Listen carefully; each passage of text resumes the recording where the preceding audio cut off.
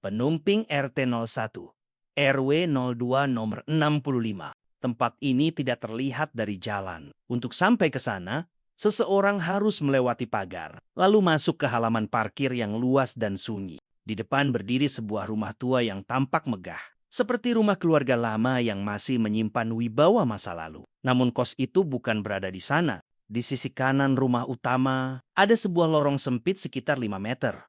Lorong itu berbelok ke kanan, dan di ujungnya tampak sebuah pintu. Pintu yang tersembunyi dari pandangan jalan, pintu yang tidak dilihat orang lewat. Pintu yang tidak bertanya siapa masuk dan siapa keluar. Sejak subuh hingga malam, tempat ini lebih sering sunyi daripada ramai. Terlalu tenang untuk sekadar kos. Namun justru karena itulah, tempat ini menjadi tempat yang ideal bagi rahasia, bagi tubuh yang bersembunyi dari dunia, dan bagi perselingkuhan yang membutuhkan gelap. Setelah senam atau renang, Limbuk datang hampir setiap hari, sekitar pukul 17 hingga 21.00 malam.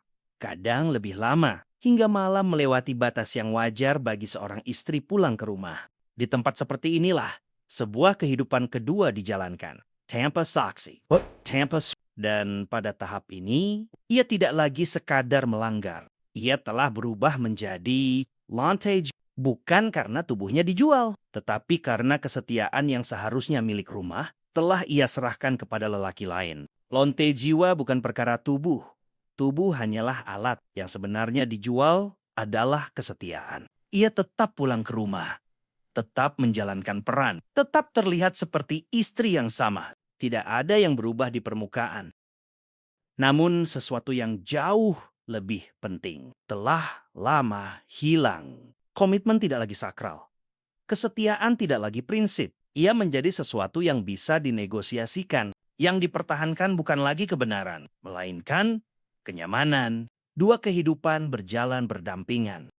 Satu kehidupan untuk rumah. Satu kehidupan untuk hasrat yang disembunyikan. Dan perlahan, dualisme itu tidak lagi terasa berat. Ia menjadi kebiasaan. Ia menjadi ruang yang nyaman. Ketika seseorang mulai nyaman menjual prinsipnya sendiri, ia tidak lagi bertanya tentang benar atau salah. Hati yang dulu mengenal batas, perlahan belajar mematikan suara nurani. Ia tidak lagi memikirkan luka yang ditinggalkan di belakangnya. Ia hanya memastikan satu hal, semuanya tetap aman. Rumah tetap berdiri, peran tetap berjalan, rahasia tetap terkubur. Selama wajah dunia masih terlihat utuh, ia merasa tidak ada yang benar-benar rusak.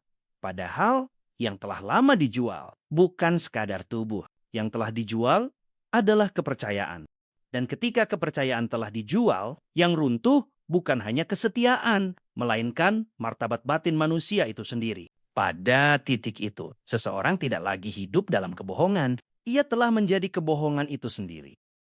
Yang dijual bukan lagi sekadar tubuh, tetapi kepercayaan, harga diri, dan moral. Dan ketika kepercayaan telah dijual, yang tersisa dari sebuah rumah hanyalah bangunan tanpa jiwa.